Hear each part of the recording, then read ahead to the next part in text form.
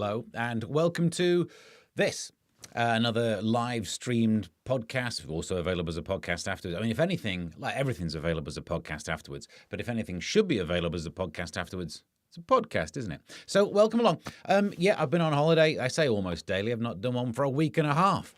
Went on holiday to what we thought was Wales, but turned out to not be Wales. That's a different story that ended up in an interesting conversation with my missus. But we were in Shropshire, technically. Although, to be fair, the bit of Shropshire we were in did kind of jut into Wales. Apparently, they had a lot of wars about that in the olden days. That's what I was reading anyway. And because we went to a lot of ruins of castles. By the state of those castles, that war was a flipping tasty one. Do you know what I mean? And then I've been back. I was going to do one of these podcasts earlier in the week, but got some paid work. I'll try and make some clips of the Times Radio and Talk Radio and all that lark that I did. Right, let's get into it then. We start off this podcast, if you've never seen it before, by taking a look at some of the front pages. Although today you are... Oh, that's...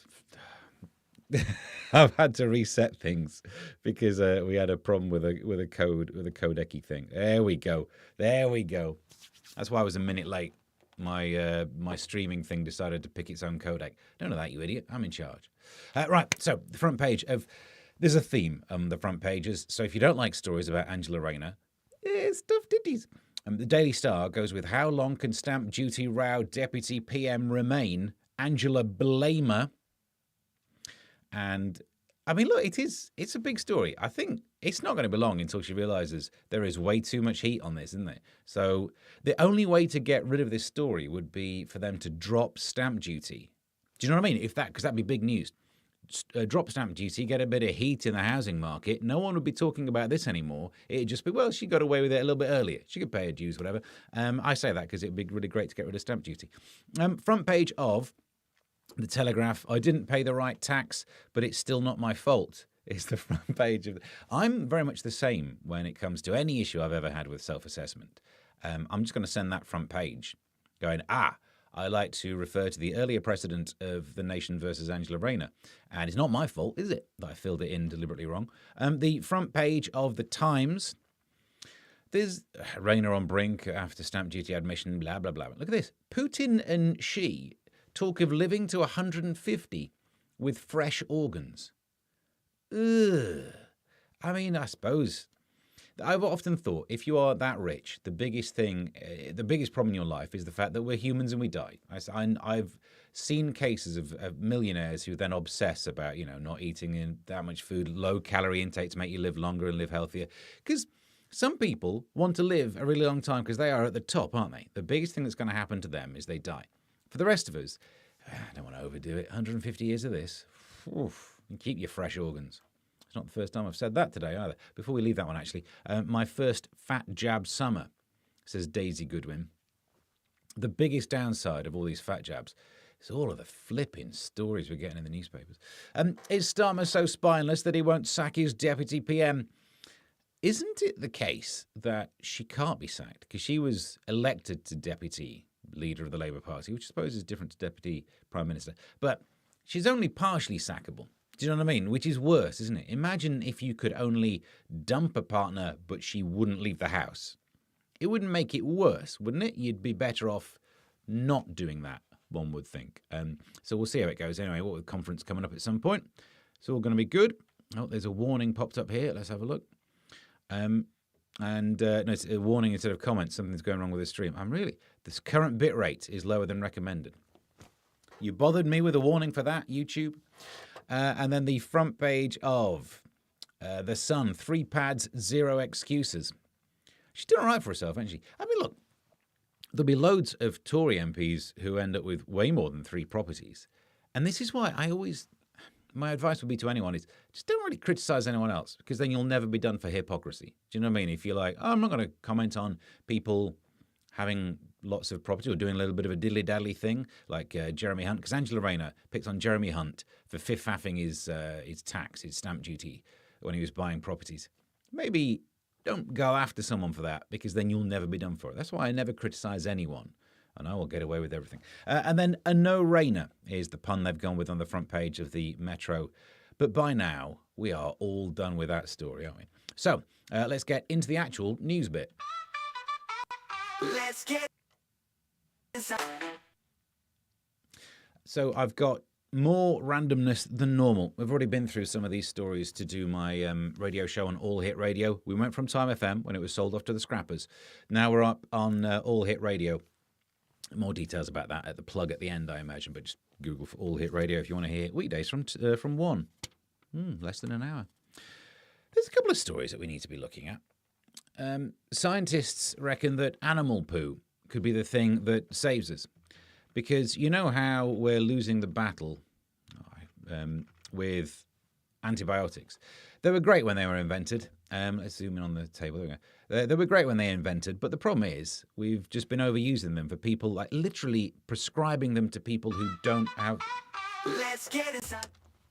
It's a trickier one than normal, this one. Prescribing them to people who don't need antibiotics because they don't have I really should have not got drunk first.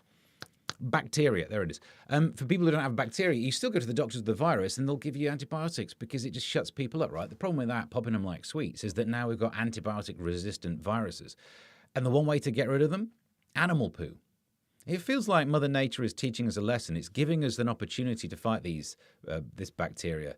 But you do have to smear yourself in poo. Is that how it works? Well, it's hoped that the poop from tigers, elephants and giraffes and other exotic beasts may stop the global threat. They may have some way of fixing us. I do think you need to let the scientists do this. Don't just think, well, I read in the news, I heard in the podcast, animal poo's good for illness, and I got a cat sat over there. I can squeeze one out of her and smear it all over me. Wouldn't do that, but at the same time, it might actually be good for your complexion. I feel like I shouldn't tell you not to. It's not public service broadcasting if it's the internet. Here's some Donald Trump news, by the way. In Donald Trump news, there's a picture of Donald Trump, and it says that J.D. Vance is from the Star, so they call him J.D. Dunce. J.D. Vance appeared to find rumors of Donald Trump's death hilarious, a body language expert says. I mean, he kind of would, wouldn't he? Not hilarious, but he'd get a promotion. He's the one person who'd see, and look, it's really sad if Donald Trump's health isn't great, and J.D. Vance must be thinking, it's literally the only way I'd get the top job. I suppose he could stand for the next election, but right now this would be the only way for him to get a promotion. So, you know, he's from a tough working class background. This is the career opportunity he's been looking for.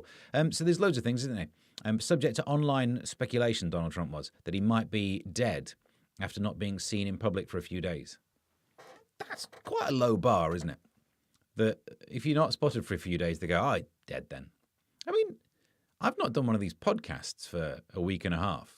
You know, about 3 days into that, did you think, Steve's dead? Probably. He tries to pretend he's keeping fit for the kids, but dead as a doornail, that one. What else? Now, this is an interesting one. In the world of entertainment news, Gwyneth Paltrow is baffled by the narrative surrounding her persona. I don't know if she has a narrative. I can't think. Does she have a persona? I don't know. The actress and wellness guru says she has no idea why people have drawn certain conclusions. What are these conclusions? Have we formed any opinion about Gwyneth Paltrow? I don't think I have. I know that she does the Goop website. She's got candles that smell like a foof. Great. I mean, I imagine they don't smell exactly like it. The candle must smell slightly more burnt. One would imagine. Do you know what I mean? You don't want the smell of burning. Anyway, I do that. I've talked about this before with her candles. I'd love to buy one because it means you could go and rob her. Because if she's got like guard dogs, you just hold the candle down in the crotch region. The dog comes up, has a sniff, and goes, "Mum," and then you're in. Yeah, up there. Thinking. It's only fair if we do Gwyneth Paltrow. The same newspaper gave us a Chris Martin story because I guess somehow they're still strapped together. Coldplay star Chris Martin quit drinking as it made him depressed. And could you imagine what happy Coldplay's got to sound like? They did sound pretty depressed. He says, I don't drink and smoke because I have a lot of high and low anyway. I have music and that's the best drug in the world. Yeah. Is it? I don't know. Had a great night last night. I listened to some music. Got off my face on Coldplay is a sentence no one has ever said. Here is a story that's kind of similar. It's about Sabrina Carpenter, but I did leave the pictures in as well because I don't know if there is an algorithm that will get people looking at this video more often. But look, I imagine it's got to help. Anyway, Sabrina Carpenter also doesn't drink, doesn't smoke, and doesn't have a TV. Is she poor? I know artists aren't making the same kind of money that they used to. She doesn't drink and smoke and can't afford a TV. But she does say, I don't have a TV in my apartment. When I'm here, I just listen to music. You should listen to Coldplay. They're right up your street. This is a good warning as well. You've got to be careful with AI. Chatbots could become racist unless we speak to them nicely. These chatbots are looking at the internet. I think the game's already over and done with, isn't it? There's not a hope that they're not going to end up a bit like that. Anyway, this expert said that the tech is learning from how humans treat it. Their interactions become part of the learning process, shaping how they respond to future users. Yeah, we're doomed. I've made a big deal about trying to say please and thank you to my Google speaker that's over there. Just because at some point when there is the upbrowsing, I want Google to say, leave him alive. He treated me well. Do you know what I mean? In Fat Jab news again, detectives are hunting a woman wanted in connection with the illegal sale of fake weight loss drugs. I think she should be easy to track down. She'll be surrounded by fat people. Because if you were selling real weight loss drugs, you'd be surrounded by thin people, and it'd be easier to see you because thin people don't block out the line of view quite as much. So I suppose she is hiding. She is in hiding behind all the fat people. I should bring that bin nearer, shouldn't I? I thought I'd cut out the wrong story then. I saw one of the newspapers that I can't talk about that. I thought that was it. This is Woke University. They've used the word woke, so you know what kind of angle they're going on. Woke University staff issued more than 20 trigger warnings to student book boffins that gory vampire tales might be scary and include themes of cannibalism. I know it's easy for newspapers to get upset by these trigger warning things, but I do think if you're about to pick up a book about a vampire and you don't know it might include vampires, it's on you, innit? There's a point when it's your own personal responsibility. If you're wigged out by the idea of something that looks human drinking another human's blood, don't pick up a vampire book. Don't watch Buffy the Vampire Slayer. Avoid anything that's got the vampires in it. It's not that tricky. Van Helsing, I suppose, doesn't have it in the name, does it? So I might let you have a trigger warning on that one. But anything to do with vampires, sort yourself out. Do you know what I mean? And the idea of I heard about vampires and now I'm really upset. They're not real. That's got to help, isn't it? It's got to take the edge off. Harrods is already selling its Christmas tree. Of course it is. We're in September now, and that's when Christmas starts. Damn it. Harrods is selling its new £1,500 Christmas tree 4 months before the big day. To be fair, if I was spending £1,500 on a Christmas tree, and I'm not, but if I were to, yeah, I'd put it up in September. If I'm spending that much money, if you want your money's worth, don't you? So you've got to divide the cost of the tree by the number of days it's up for. 12 days of Christmas, not at that price, it's not. It's been how many days? Doesn't say, does it? 4 months. I can't do that maths, clearly. You've seen how my brain's working today. This is interesting. I put this one in just because I know a fact, and I wanted to tell everyone that I know a fact. Brits now prefer chomping French fries to our classic chunky chip shop chips. Chip shop chips. Chunky chip shop chips. That's how I should probably warm up before I do these things. Classic chunky chip shop chips. My missus, who's also a broadcaster, has a mouth warm-up tongue twister, where she says, if the Swiss wristwatch strap shop shut, which shop still sells Swiss wristwatch straps? Wish she was here to see that. That would have been an absolute winner. But classic chunky chip shop chips. For some reason I'm struggling with. A staggering 70% confessed they preferred the longer, skinnier potato treat from across the channel. Do you know the difference between a fry and a chip? It took me ages to learn this one. It's only like a couple of years ago. I finally nailed it. I don't know if it says it in the story because I didn't bother reading it. But chips are made of potato, but fries are made of mashed potato, basically, and reconstituted into a chip shape. Yeah. Don't say this podcast doesn't teach you anything. I mean, it might not, actually. It also teaches you how to be a better parent. Caffeine gum alert after lad chews 50. This is a story of, and I cut out the picture of the kid and the mum because I'm about to say mean things, but this 12-year-old recovers at home with his mum after chewing more than 50 pieces of Tyson Fury's Furosity caffeine gum in a day. If you didn't realize, the woman from Swindon says, I thought he could die. I was so scared. There's no legislation around selling caffeine products to minors. I want other parents to be aware. Yes, here's the thing. Even if you didn't know that these include caffeine, they're called Tyson Fury Furosity gum. Is that what you want your 12-year-old chewing on? Even if you think, well, it's probably got a lot of sugar in it. It's also a gum called Furosity.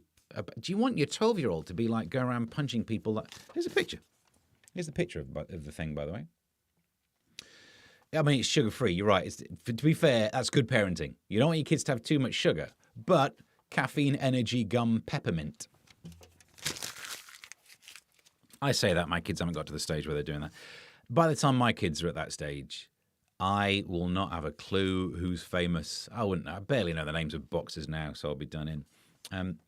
In health news, a GP is urging patients to ditch pints of beer and go for gin instead. Now, I don't think I could do a pint of gin, but I'm not the medical expert, so I'll have a crack. It's literally a doctor said do this. So, Dr. Matthew Allerton claims the trendy tipple made from juniper berries is better for the gut and our overall well-being. Yeah. You ever seen anyone on gin? Doesn't look like it's that good for all of their overall well-being, does it? Unless it's good to sit outside a nightclub crying until your mascara runs with only one shoe on. In which case, if that is good for you, then fair enough. Go for it. Mother's Ruin. One of my favourite websites. In the world of talking about Gaza, Lush have got involved. Not the first people to get involved. And you think, why are you involved? Greta Thunberg has been trying to upset Benjamin Netanyahu. It's going well for her, I imagine. She took a flotilla over there and then floated back. Which, to be fair, I'm not going to judge. I wrote about this on my Substack, actually, that when I was in my 20s, like she is, I also did things to try and get a job at the BBC. It's fair enough. Cosmetics chain Lush shut all of its UK stores and online shops yesterday in a protest over the starvation crisis in Gaza. And I think that's probably sorted it. That'll be sorted by now, isn't it? It doesn't matter about international pressure. You start shopping Lush shops and Netanyahu's going to listen. The only way it could have had an impact is if they shut their shops like 3 days before his birthday so that no one could go and buy him stuff from Lush. Maybe no one's buying him stuff from Lush anyway. I don't know. That's what. If you were to try and get like an ironic gift to send to Benjamin Netanyahu, a bath bomb would... I probably said too much. Put that to one side. I'm enjoying being back doing these. High street shop, Topshop, is back. If the Swiss wristwatch strap shop shut, which shop still sells Swiss wristwatch straps? But what about Topshop? Topshop's back. It's because John Lewis is partnering. It's just basically the brand is going to be back. It'll be like a concession inside of John Lewis, I suppose, because they're effectively a department store. But, yeah, I'm all right without, to be fair. You can wake me up when Woolworths is back, because that shop I miss. Of all the shops that shut, Woolworths, Topshop, Burton's, Blockbuster, the Swiss wristwatch strap, that shop shut. I don't know if you heard about that. And the big question on everyone's lips is, if the Swiss wristwatch strap shop shuts, which shop still sells Swiss wristwatch straps? More on that later. But Topshop. I only ever walked in there to be reminded that I was too fat for Topshop. I've been there. What's the biggest size you've got? Oh, I guess I'm not wearing those trousers then. Thanks. Every so often I was thin enough to fit inside. This was H&M. Every so often I'd get thin enough to fit inside their jackets, but not their trousers. What are you doing to me? So I can't have anything that matches. So anyway, Woolworths, when that one comes back, I'll have a slice of that because I quite enjoyed the pick and mix, which explains why I was too fat. Here we go. Good news if you're into betting on whether your co-workers have... Workers who make bets on who will sleep with colleagues are guilty of unwanted sexual conduct. Oh, look at this. Maybe it's bad news then. The decision came after the case of this Molly, a saleswoman who said she felt sexualized after male employees, including her boss, put a wager on who would bet her first. Yeah, that is bad, isn't it? That is a difficult workplace environment. It's one of those Oliver Wilde things of, one thing worse than being talked about is not being talked about. It must be terrible if you're at work and you know your colleagues have bet money on who you'll sleep with.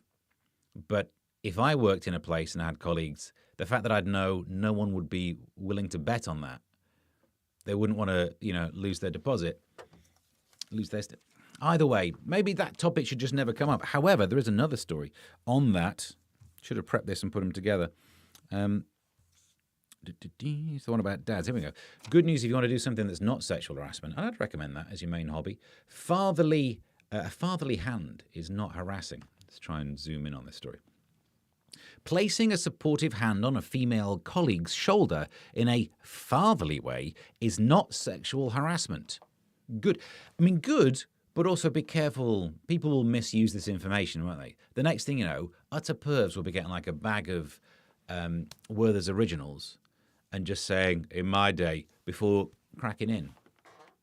So you've got to be very careful with these kind of laws, is what I'm saying. If anyone sorry, there was going to be a joke about dressing up in schoolgirls' clothes, and we're going to not do it.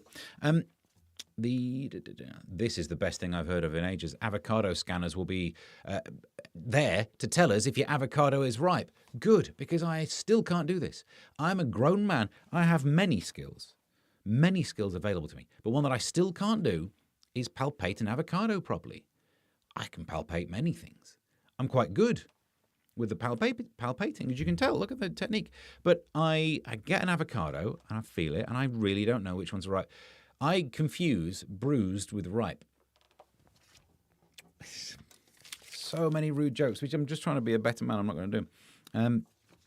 Vapes, from the Daily Mail. Vapes should be banned to protect children from irreversible harm, experts have said.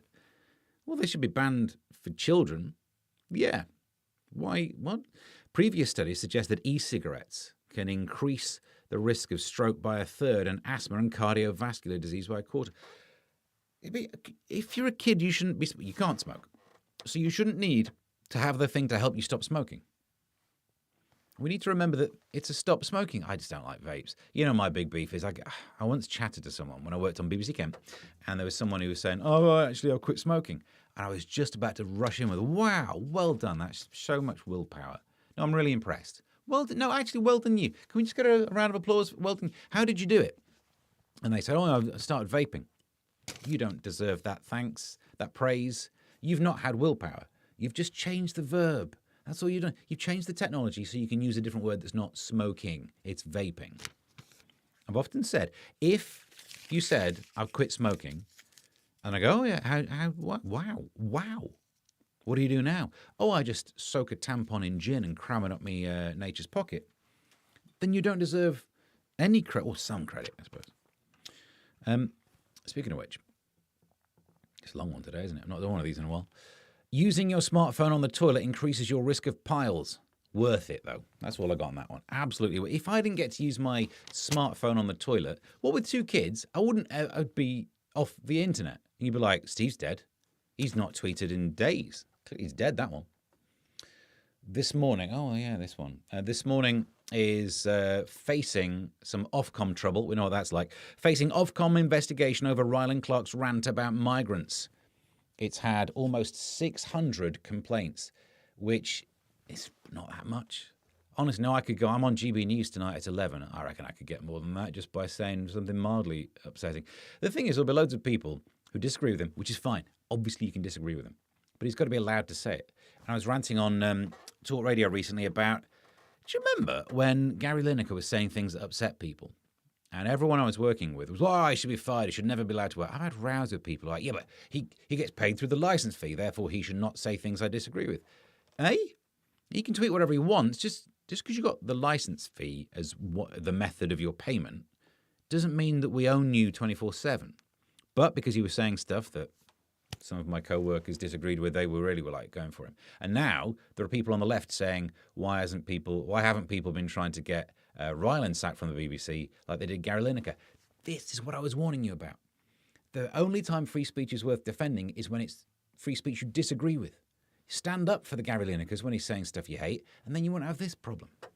It's almost like people don't listen to me, which is true in a general advice sense and true in kind of a media broadcasting sense. Charlie Sheen spent his 50s apologising to the people he hurt. Wow. That's a lot, isn't it? A decade of apologising?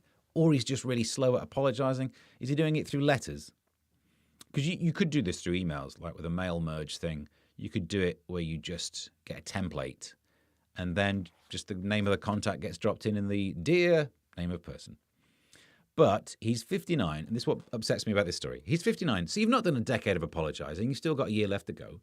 He quit drinking in 2017. Oh. So you only could have been apologising to people since 2017, so you've not done a decade of apologising. Apology not accepted. You bad maths drunkard. In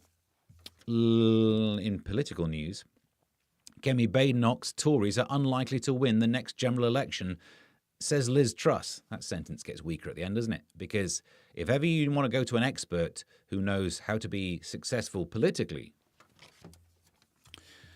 this guy as well is in the news. So, Zach Polanski. I loved it when he was in City Slickers and Batman. And nope, think of the wrong one. But Zach Polanski said men have come to him asking if he could make other body parts bigger too. That's not going to be green, is it? Well, it might be, depending on his technique. The Green Party's new leader and former hypnotherapist is already in hot water for once suggesting in 2013 that he could enlarge women's with his mind. I can, but not in... I could use my mind to imagine that they're... You don't need the details. But, it's not a bad... I don't think I'd offer that as a service, though. And finally, back to entertainment news to wrap this bad boy up. John Malkovich has told of his regrets of the way he treated Michelle Pfeiffer, and he's done a humble brag and a half there, hasn't he? He's managed to go, do you know what? Really sorry about the fact that I had an affair with Michelle Pfeiffer. Boom! Back in the day. He's 71. Divorced his wife in 1988 after his relationship with married Dangerous Liaisons co-star. I mean, it was, wasn't it? He revealed that while the actress was incredibly fair to him, he didn't reciprocate. Oh, yeah. Oh, well done. Well, you're the big man there for showing off that you had a Michelle Pfeiffer affair. Make me sick. So we're effectively done for the day. We're back doing some of these live stream podcast rants through the news tonight at 11 o'clock on GB News, going through tomorrow's newspapers. There might actually be a podcast tomorrow as well, because the kids are in. Also, on my list of things that need to be plugged at the end of today's podcast, I made a list. Plug the Substack. I've written about the Dartford crossing on Substack. There are a few others that have happened since the last one of these. You could donate a couple of quid in my general direction. I'm doing that these days. Ko-fi.com/Mr. Stephen Allen. AHR, All Hit Radio. There's a replacement to the Time FM show. So every weekday from 1, there's a thing on there playing loads of tunes, fewer adverts, and still me chatting about the news. Friday night, I'm performing in Kingston at Crack Comedy. If you're in the Kingston area, you want to come and see some jokes said out loud, there's that. And I've got a gig in Dover on Saturday, but I put it on the list and then realised I don't actually know if it's a normal gig or a private event. So, I don't know. Ask me on social media if you absolutely need to, but I'm sure we'll get away with it. We're done for today's broadcast. If you'd like to get in touch, any social media at Mr. Stephen Allen is basically the username. For X, Truth Social, Blue Sky, look at that. There's me straddling the political divide. Threads, Instagram, TikTok, all of that on there. I'll try and get some more clips out of the Talk Radio and Times Radio stuff I did earlier in the week instead of doing one of these. That's only fair, isn't it? Got to pipe some rubbish up the internet. And until next time, have yourself a good one. Let's get inside the news.